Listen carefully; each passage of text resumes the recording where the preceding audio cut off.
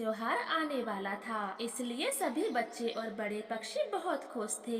दोस्तों, हम दोनों ने होली के त्योहार के लिए एक सलाह की है। अगर तुमको पसंद आए तो बताएं बताएं कालू कौवे, क्या सलाह की है? मैंने देखा है टीवी सीरियल में बड़े बड़े पक्षी होली का त्योहार बड़ी धूमधाम से मनाते हैं, तो क्यों ना इस बार की होली हम भी वैसे ही मनाएं।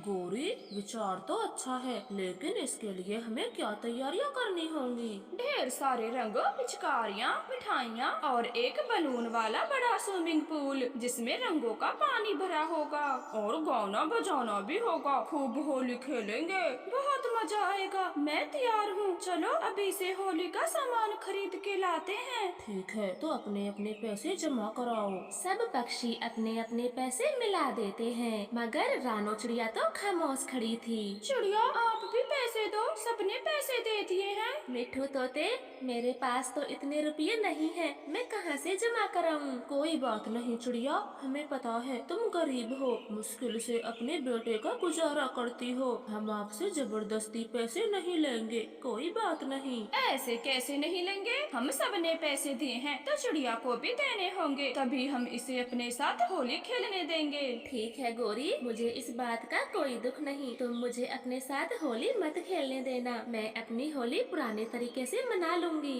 ऐसे बोलकर चिड़िया वहाँ से चली जाती है और सब पक्षी होली की तैयारियों में लग जाते हैं। और उसी शाम को चिड़िया का बेटा अपनी मम्मा से बोलता है, मम्मा, बाहर सब पक्षियों ने बड़ा टेंट लगाया है। बोलता है, मम्मा, बाहर सब पक्षियों ने बड़ा टेंट लगाया है, बहुत सारे रंग हैं, मैं तो उन्हीं के साथ होली खेलूंगा, बड़ा मजा आएगा। हाँ कुक्कू, कल होली है, आप अपने सभी दोस्तों को रंग लगाना, मैं सुबह को तुम्हें पिचकारी और रंग ला दूंगी। नहीं मम्मा, मैंने कहा ना, मुझे कुछ नहीं चाहिए, टेंट में सब कुछ है, इसलिए आप मेरे लिए कुछ भी मत लाना, बस जल्दी से सुबह हो जाए, मैं तो सीधा टेंट में जाऊंगा। ऐसे बोलकर चिड़िया का बेटा जल्दी ही सो जाता है। मम्मा चिड़िया तो सोच रही थी, मैं ना सही, लेकिन कुक्कू तो अभी बहुत छोटा है, वो तो अपने दोस्तों के साथ होली खेल ही लेगा।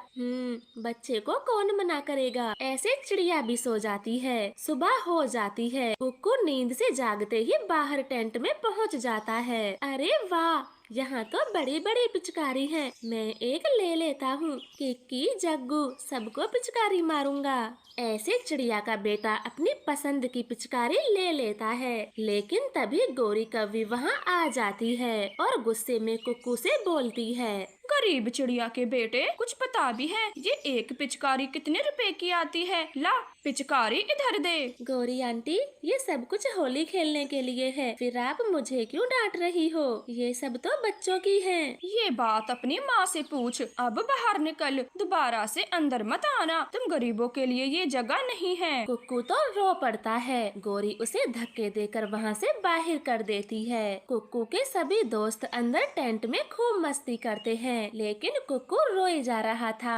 मम्मा चिड़िया उसकी आवाज सुनकर पहुँच जाती है। क्या हुआ कुक्कू, आप अंदर क्यों नहीं गए और ऐसे बाहर खड़े रो क्यों रहे हो? मम्मा, गौरी आंटी ने मुझे भगा दिया और पिचकारी भी लूट ली। ऐसा क्यों किया? मेरे सब दोस्त अंदर हैं, फिर मुझे क्यों भगाया? आप बताएं। चुप हो जाओ मेरे बच्चे, ऐसे रोते नहीं, चलो मेरे साथ, मैं ला कर दूंगी आपको पिचकारी और रंग, फिर आप मेरे साथ खूब होली खेलना। नहीं मम्मा, पहले आप मुझे बताएं, सब अंदर होली खेल रहे हैं, मुझे ही बाहर क्यों निकाला और आप भी बाहर खड़ी हो? चलें, हमें भी होली खेलनी है। ऐसे अपनी मम्मा को खींचकर कुक्कू अंदर ले जाता है। वहाँ सब पक्षी एक दूसरे को रंग लगा रहे थे। कुक्कू, अभी के अभी बाहर चलो, वरना फिर से गौरी भगा देगी। अरे रे, कितनी खराब आदत है चिड़िया की, 1 रुपया तक नहीं दिया और अब देखो कैसे फ्री का खाने आ गई। गौरी, कृपया मुझे बेइज्जत ना करें, मैं जा रही हूँ, बस अपने बेटे को लेने आई थी। चिड़िया ऐसे बोलती है, मगर गौरी कहाँ सुनती है, वो तो शोर मचाती है। कबूतर, कालू, लूसी, सब जल्दी आओ। और ये देखो, छोटी चिड़िया, तुम अंदर कैसे घुसी? ये अमीरों की होली है, तुम जैसे गरीबों के लिए नहीं है। कालू भैया, मेरा बेटा मुझे खींच लाया। मैं तो बस जा रही थी, लेकिन गोरी ने खामा शोर मचा दिया। कुक्कू बेटे, आप चले यहाँ से। दोस्तों, मुझे सब पता है, ये चिड़िया ना जाने का बहाना बना रही है। मन में सोच रही होगी हम इसे भगाए ना और ये मजे से होली खेले, 1 रुपया ना खर्च हो इसका।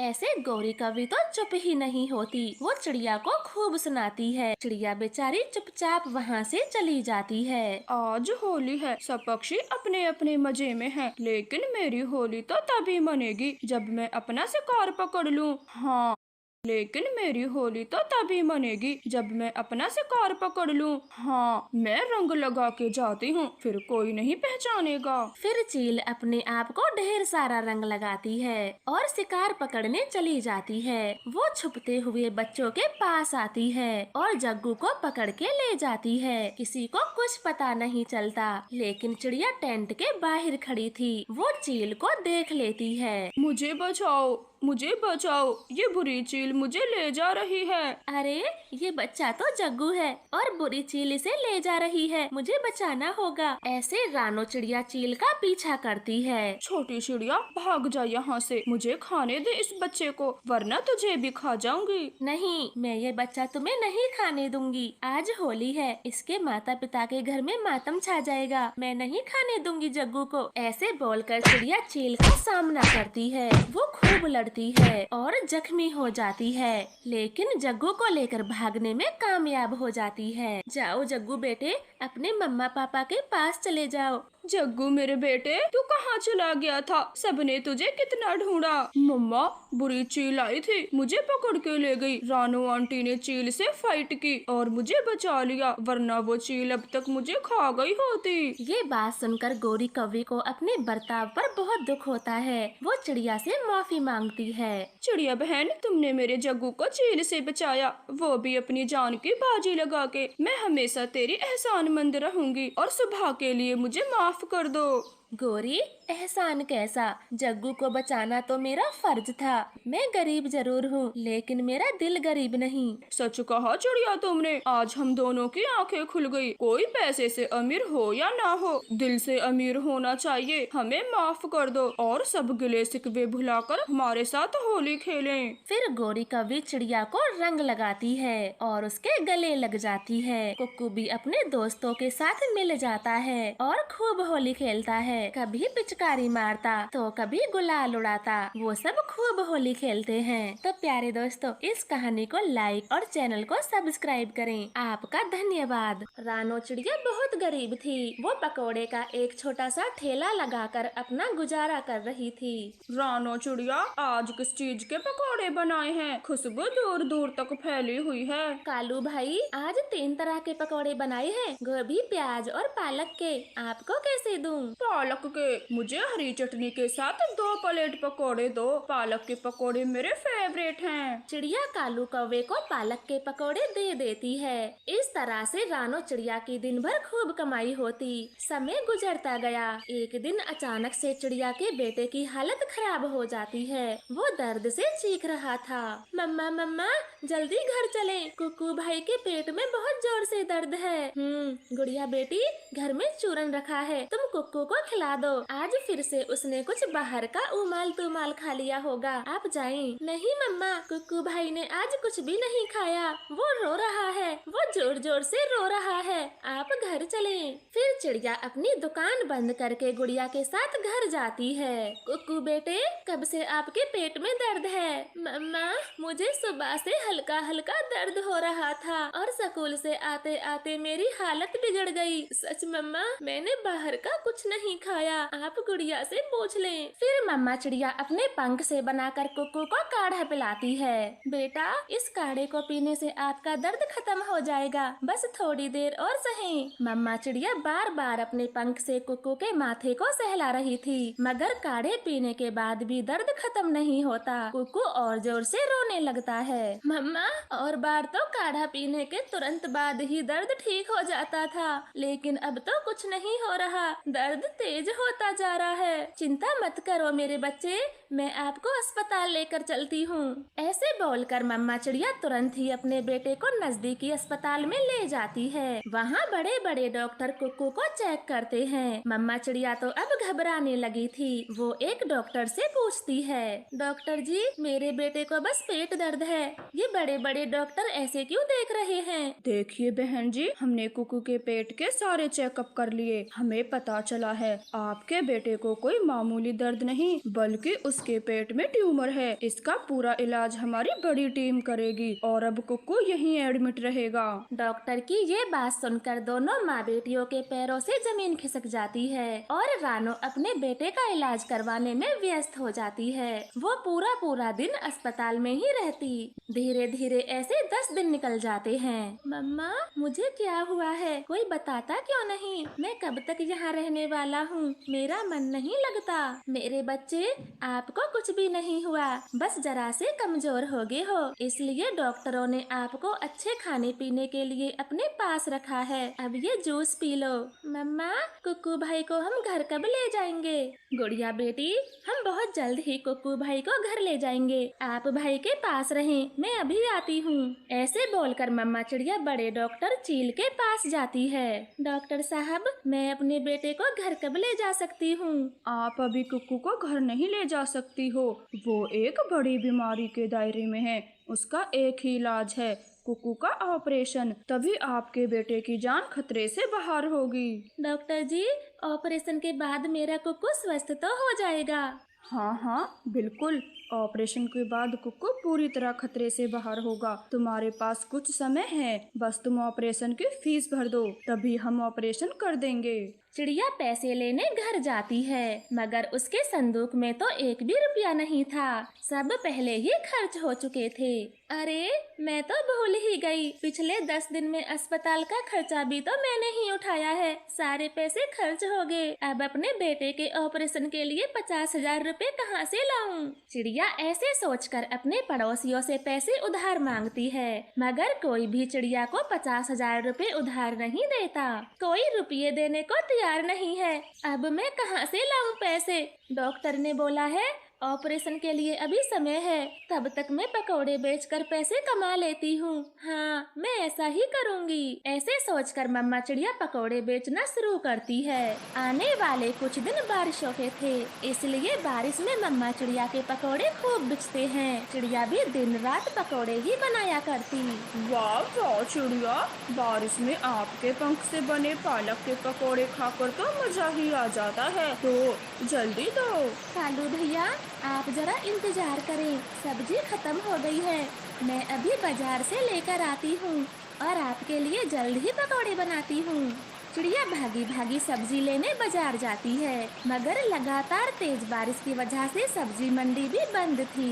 बड़ी मुश्किल से एक सब्जी वाला चिड़िया को मिल जाता है। चिड़िया उसके पास जाती है। ये क्या तोते भैया, एकदम से सब्जियाँ इतनी महंगी कैसे हो गयी? चिड़िया तुम्हें इतनी महंगी कैसे हो गयी? चिड़िया तुम्हें लेनी है तो लो, टाइम क्यों खराब करती हो? इस बारिश में बड़ी मुश्किल से सब्जी ला रहा हूँ, अगर सब्जी महंगी है तो तुम भी पकौड़ों के दाम बढ़ा दो। चिड़िया वो महंगी सब्जी नहीं खरीदती, क्योंकि उसको मालूम था एकदम से महंगे पकौड़े कोई नहीं खरीदेगा। अब मैं क्या करूं? पकौड़े नहीं बेचूंगी तो कमाई कैसे होगी और मेरे बेटे का ऑपरेशन कैसे होगा? नहीं नहीं, मुझे पकौड़े बेचने ही होंगे। ऐसे सोचकर चिड़िया वापस लौट रही थी, तभी उसकी नजर छोटी छोटी घास की हरियाली पर जाती। वो उस घास से पकौड़े बनाने का सोच लेती है और ढेर सारी हरी हरी घास को थैले में भरकर ले आती है। फिर उनसे ढेर सारे पकौड़े बनाती है। हे भगवान मुझे माफ कर देना, ये सब मैंने अपने बेटे की जान बचाने के लिए किया है। चिड़िया डरते डरते ग्राहकों को पकौड़े देती, मगर ग्राहकों को तो कुछ भी मालूम नहीं होता। वो स्वाद ले लेकर घास के पकौड़े खाते जाते हैं और ऐसे ही कुछ दिन बीत जाते हैं। चिड़िया ऑपरेशन के पूरे 50,000 रुपए जमा कर लेती है और कुक्कू का ऑपरेशन कराती है। कुछ दिनों बाद कुक्कू बिल्कुल ठीक हो जाता है। अपने बेटे के ठीक होते ही चिड़िया ईमानदारी से सब्जियों के पकौड़े बेचती है। आपका धन। इन दिनों जंगल में भयंकर वर्षा हो रही थी। लगभग हर दिन बारिश ही होती, कभी सुबह तो कभी शाम को। ऐसे में पक्षियों को बड़ी कठिनाई का सामना करना पड़ता। कालू का बेटा रोता हुआ बोलता है, मम्मा मैं अब भूखा नहीं सो सकता, मुझे कुछ तो खाने को दो मम्मा। चुप कर जग्गू, तुझे दिखाई नहीं देता बाहर तेज बारिश हो रही है, ऐसे में मैं दाना कहाँ से लेकर आऊँ। कालू जी आप जग्गू बेटे को ना डांटें, अब इस बेचारे का क्या कसूर, वो 3 दिन से भूखा सो रहा है। आप कैसे भी करके आज थोड़ा भोजन ले आए। गौरी मैं कल भी गया था, पूरे जंगल में पानी भरा पड़ा है, गला हुआ दाना भी नहीं मिलता, मैं कहाँ से लेकर आऊँगा। आप रहने दें, मैं ही जाती हूँ, अपने बच्चे के लिए कुछ न कुछ तो ले ही आऊंगी। गौरी ध्यान से जाना, ऐसे मौसम में भूखे चील अपना शिकार ढूंढते हैं। अब मरूं या बचूं, लेकिन अपने बेटे को भूखे मरते नहीं देख पाऊंगी, मैं चलती हूँ। फिर गौरी कौवी अपनी जान को दांव पे लगा के तेज बारिश में ही घर से निकल जाती है। इधर चिड़िया के बच्चे भी भूख से तड़प रहे थे।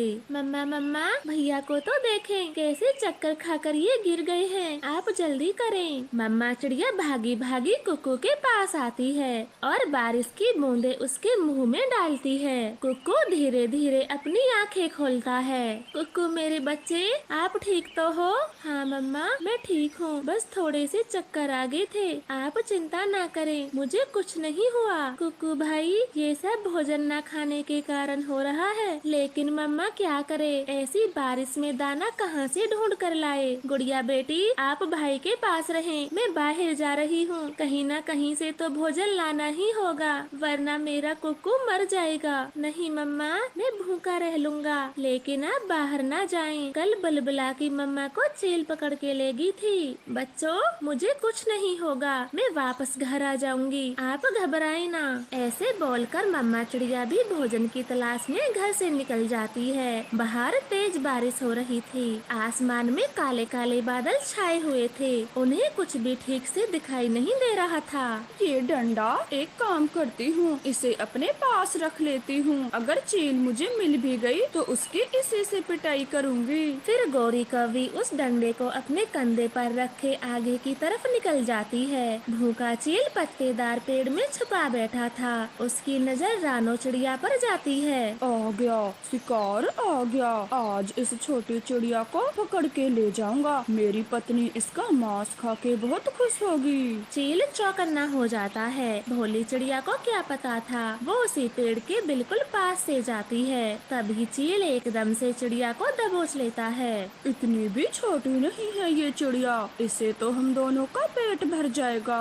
मुझे छोड़ दो, भगवान के लिए मुझे जाने दो, मेरे बच्चे भूखे हैं। चुप, एकदम चुप, अगर मैंने तुझे छोड़ दिया तो मैं भूखा मर जाऊंगा, तू तो आज मर के ही रहेगी। वो चील चिड़िया से ऐसे बोलता है। तभी गौरी कौवी उसे देख लेती है। अरे बाप रे, छोटी चिड़िया को बचाना होगा, वो भी अपने बच्चों के लिए दाना लेने आई होगी। फिर गौरी कौवी बिना कुछ सोचे समझे चील पर हमला करती है, वो उसे मार मार के बेहोश कर देती है। चिड़िया तुम ठीक तो हो ना, कोई खरोंच तो नहीं आई? गौरी बहन मैं ठीक हूँ, अगर आज तुम समय पर न आती तो वो चील मुझे मार देता, मैं कैसे तुम्हारा धन्यवाद करूँ, आज तुमने अपनी जान पर खेलकर मुझे बचाया है। बस करो, इतनी भी निर्दयी नहीं हूँ मैं जो तुम्हें ना बचाती, और वैसे भी मैं कितनी शैतानी करती हूँ, तुम उसके बावजूद भी हमेशा हमारी मदद करती हो। वो तो है, लेकिन आज मैं बेबस हूँ,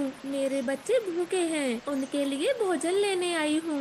मेरा जग्गू भी पिछले 3 दिनों से भूखा है, ऊपर से ये बारिश, पूरे जंगल के पक्षी परेशान हैं। ऐसे फिर वो दोनों भोजन की खोज साथ साथ करती हैं। वो दोनों उड़ते उड़ते काफी दूर आ जाती हैं। भी अच्छा हुआ जो ये बारिश बंद हो गई, अब शायद कुछ मिल सकता है। चिड़िया इतनी देर से उड़ उड़ के मेरे पंख भी दुखने लगे, और कितनी दूर जाना पड़ेगा। गौरी कौवी ऐसे बोलकर रुक जाती है। वो जहाँ पर रुकती है वहाँ बांसों का झुंड था। गौरी एकदम से बोलती है, चिड़िया बहन ये देखें, बड़े बांस के झुंड के पास कुछ नए बांस उगे हैं, इन्हें हम खा सकते हैं। गौरी ये क्या बोल रही हो? भला बांस भी कोई खाने की चीज है? अरे हाँ हाँ, तुम हटो। बचपन में मैं जब छोटी थी मेरी माँ ये बांस खाया करती थी और हमें भी खिलाती थी। ये खाने वाले बांस हैं। फिर गौरी कव्वी जल्दी से 2-3 बांस तोड़ लेती है। चिड़िया भी उसके साथ 2-4 बांस तोड़ लेती है और वो दोनों अपने जंगल आ जाती हैं। गौरी कव्वी बांस के छोटे छोटे टुकड़े करती है और चिड़िया को खिलाती है। लो जग्गू बेटे, तुम भी ये खाओ, इसका स्वाद बाकी चीजों से हटके है। चिड़िया तुम भी लो। पता नहीं गौरी तुम अब क्या क्या खिलाओगी, मैं देखती हूँ खा के। फिर रानो चिड़िया भी एक बांस का टुकड़ा खा लेती है। उसे वो बहुत स्वादिष्ट लगता है। गौरी तुमने तो सही कहा, ये बांस खाने में तो बहुत स्वादिष्ट है। इसका स्वाद भी अच्छा है, हम इसे खा सकते हैं। फिर रानो चिड़िया बांस लेकर अपने घर आती है और दोनों बच्चों को खिला देती है। अब बच्चों का पेट भर गया था। मम्मा पहली बार मैं ये बांस खा रहा हूँ, इनका स्वाद भी अच्छा है। मम्मा मैंने क्या सोचा है, आप जैसे हमारे लिए गरम गरम खिचड़ी बनाती हो, अगर कुछ इन कच्चे बांसों से भी बना दें तो ये खाने में बहुत स्वादिष्ट लगेंगे। गुड़िया बेटा आपने एकदम सही पहचाना, मैं अभी ऐसा कुछ करती हूँ। मैं इन्हें एक अच्छा व्यंजन बनाऊंगी। फिर चिड़िया अगले दिन अपनी कढ़ाई चूल्हे पर चढ़ा देती है। वो काफी देर सोच विचार करने के बाद बांस के पकोड़े तल देती है। मम्मा ये तो बहुत स्वादिष्ट हैं, मुझे बांस के पकोड़े और दो, मैं और खाऊंगा। चिड़िया ढेर सारे बांस के पकोड़े बनाती है और कुछ पकोड़े गौरी कव्वी के लिए भी ले जाती है। उनको भी पकोड़े बहुत स्वादिष्ट लगते हैं। अरे